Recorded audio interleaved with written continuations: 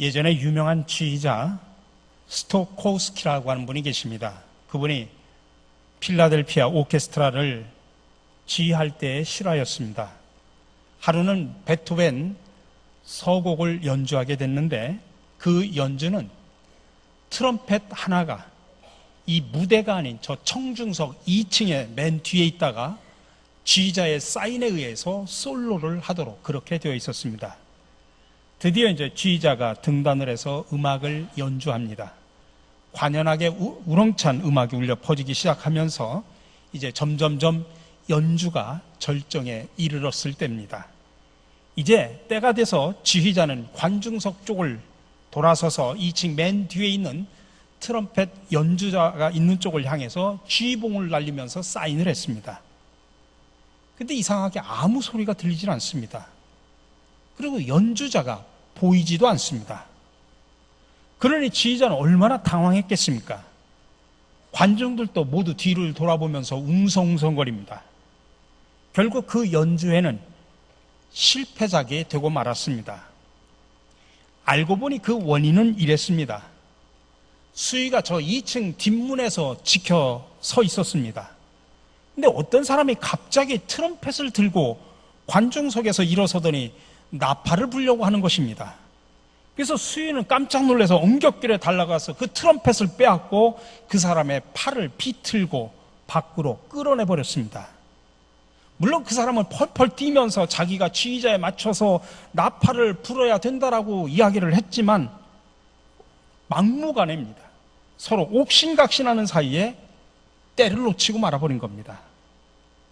한 사람의 수위의 무지로 말미암아 그 연주회는 실패로 끝나버리고 만 것입니다.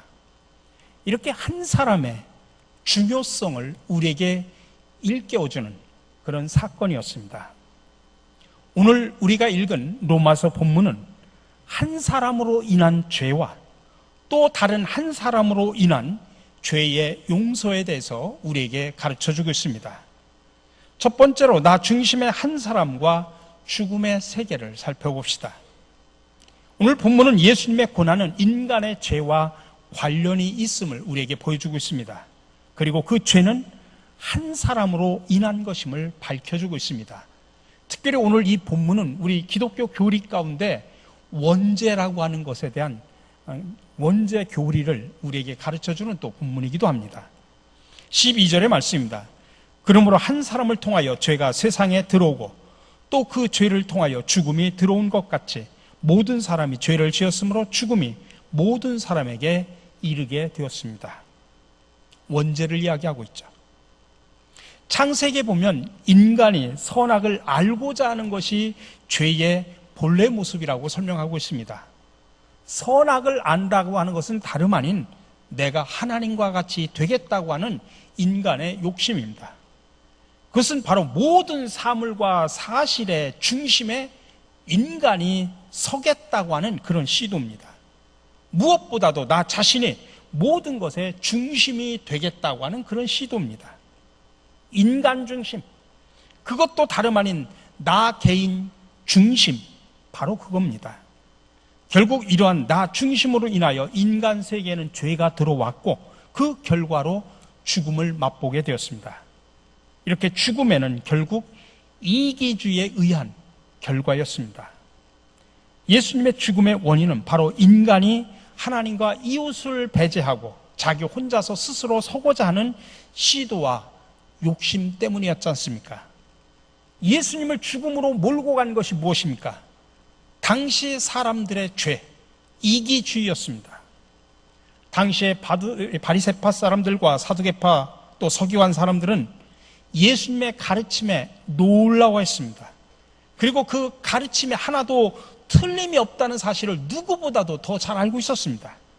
그리고 사실 그렇게 예수님의 가르침대로 살아야 함을 마땅히 그렇게 살아야 되는 것을 알고 있었습니다. 그럼에도 불구하고 그들은 오히려 예수님을 죽음의 형장으로 내몹니다. 자신이 모든 것의 중심이 되겠다고 하는 이기적인 욕심 때문이었습니다.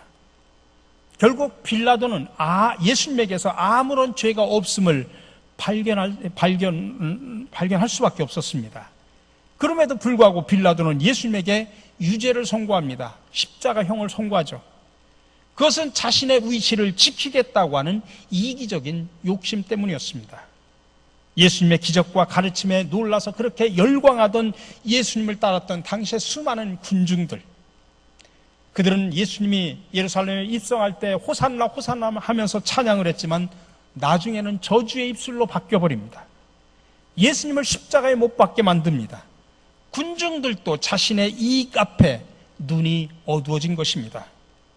또 다시 자신이 삶의 중심에 서고 또한 자신의 이익을 조금도 양보할 수 없다고 하는 그런 이기주의의 승리입니다.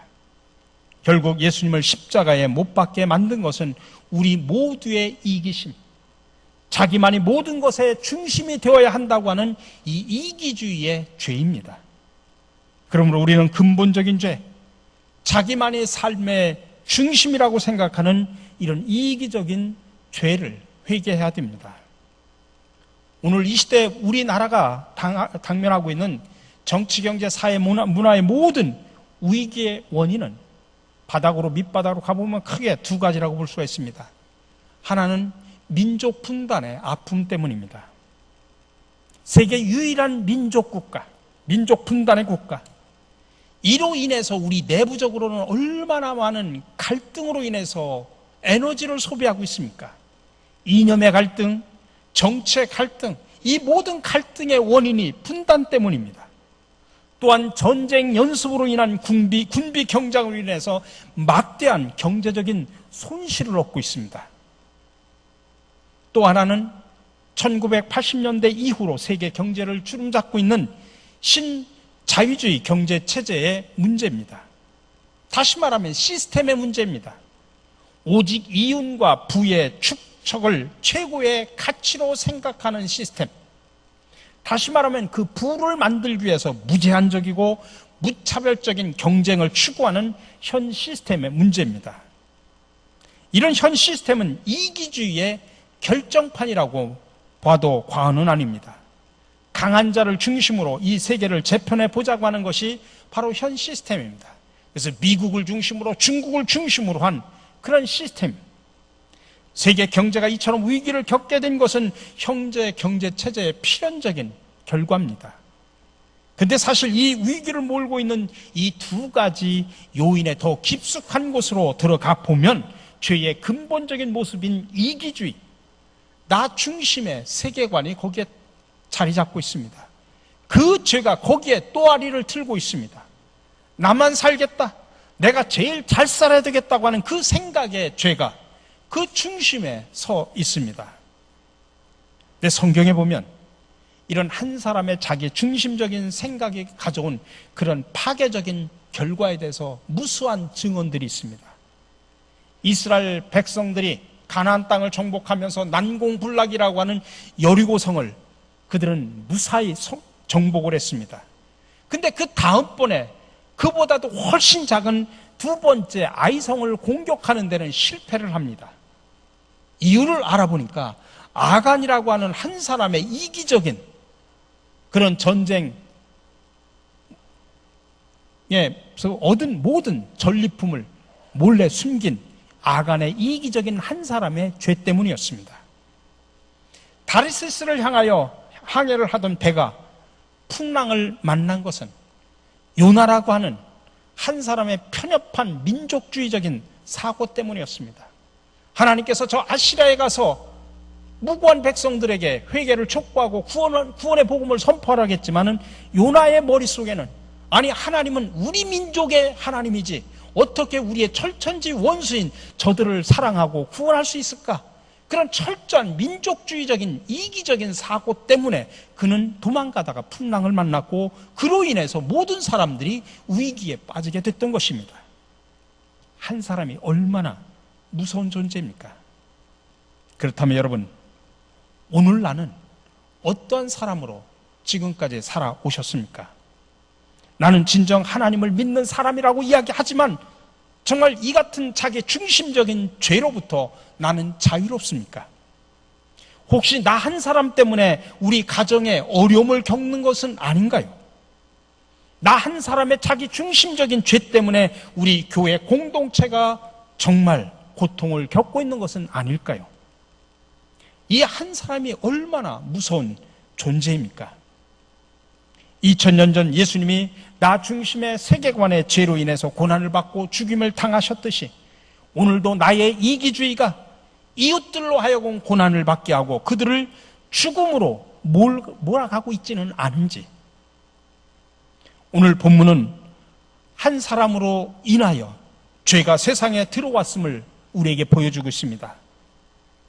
오늘도 마찬가지입니다. 바로 나 한 사람 때문에, 나 혼자만 살겠다고 하는 것 때문에 세상에, 우리의 공동체 속에 죽음이 들어옵니다. 나 한 사람 때문에 오늘도 똑같이 예수님은 고난을 당하십니다. 이처럼 예수님의 고난 속에는 나 중심의 삶을 가지고 살아가는 나 한 사람 때문입니다. 여러분, 이 죄를 고백하고 회개하고 용서함을 받으시기를 간절히 바랍니다. 두 번째로, 본문은 이처럼 아담 한 사람 때문임을 강조를 하면서 또 다른 측면에서 또 다른 한 사람을 우리에게 소개를 하고 있습니다. 그분이 바로 예수님입니다. 오늘 18절 말씀입니다. 이제는 한 사람의 의로운 행위 때문에 모든 사람이 의롭게 하여 주심을 받아서 생명을 얻었습니다. 오늘 여기서 우리가 기억해야 될 것은 예수님의 의로운 고난입니다. 다시 말하면 고난을 통하여 나타나는 주님의 의로운 행동입니다. 많은 사람들은 생각하기를 기독교를 금욕의 종교하고 동일시할 때도 참으로 많이 있습니다.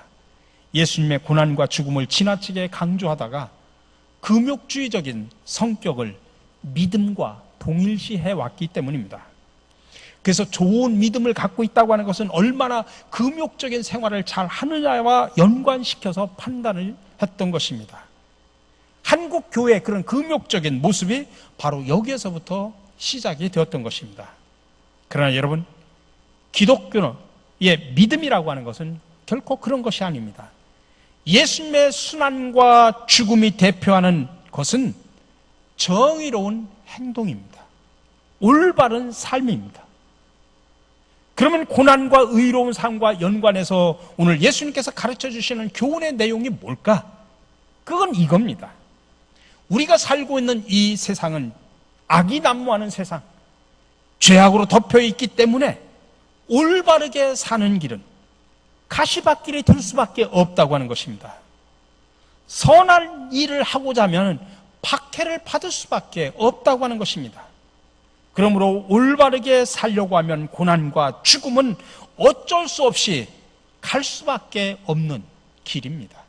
그래서 그 길이 좁은 길이고 고난의 길이고 십자가의 길이지만 동시에 생명의 길이라고 말하고 있습니다.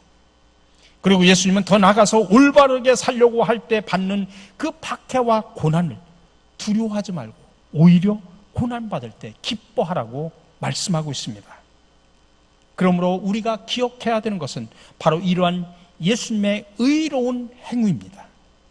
주님이 사셨던 의로운 삶의 모습입니다. 그리고 의로운 삶을 사시느라 받으셨던 그 주님의 고난을 우리 삶의 현장에서 받게 되더라도 마다하지 않고 오히려 그것을 기쁨으로 감수하면서 살겠다고 결단하는 우리의 마음가짐이 필요합니다. 여러분, 아담이라는 한 사람 때문에 죄와 죽음이 이 세상에 들어왔습니다. 그러나 예수님이라고 하는 한 사람의 의로운 행위로 인하여 이 세상에 생명이 들어왔음을 믿으시기 바랍니다. 예수님은 자신의 생명을 희생시킴으로 인해서 이 세상에 생명을 주셨습니다. 그러므로 한 사람의 존재가 얼마나 위대하고 얼마나 또 무서운 존재입니까? 한 사람의 의로운 행위는 많은 사람을 살립니다. 성경에도 또한 이렇게 한 사람의 의로운 행위로 인해서 복을 받게 되고 생명을 얻게 되는 이야기가 수도 없이 많은 예로 우리에게 보여주고 있습니다.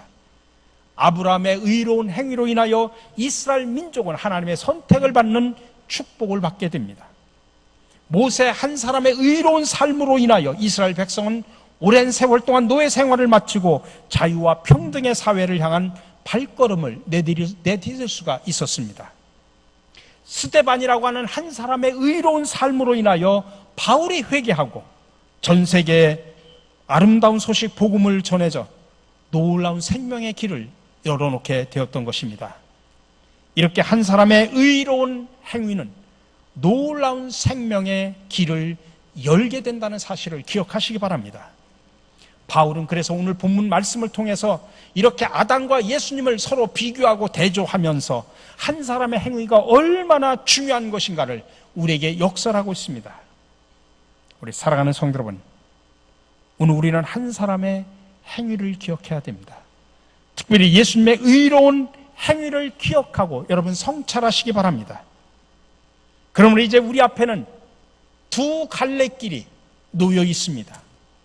아담과 같은 한 사람의 그 길을 걸어갈 것인가, 아니면 예수님과 같은 그런 한 사람으로 그 길을 걸어갈 것인가. 한 사람이 얼마나 중요합니까?